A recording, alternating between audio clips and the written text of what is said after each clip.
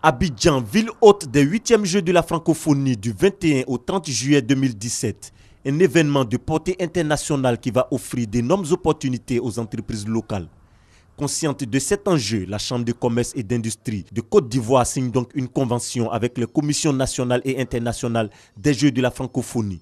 Objectif, bénéficier des retombées économiques de ces Jeux.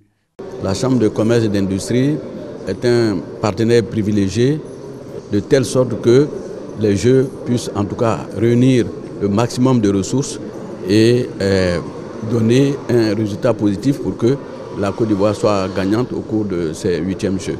Les 8e Jeux de la francophonie vont mobiliser plusieurs acteurs de pays africains dans le domaine des arts, de la culture, du sport et bien d'autres activités.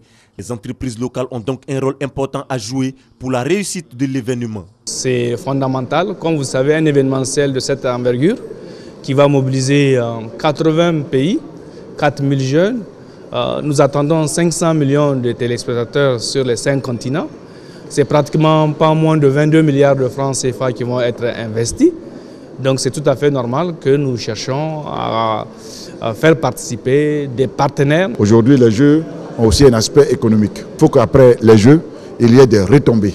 Le Premier ministre, avec tous les membres du comité de pilotage, ont décidé que le patronat et la Chambre de commerce soient des points forts pour atteindre cet objectif économique. La Chambre de commerce et d'industrie de Côte d'Ivoire a déjà offert une salle bien équipée installée à son siège au plateau à la commission d'organisation des 8e Jeux de la francophonie.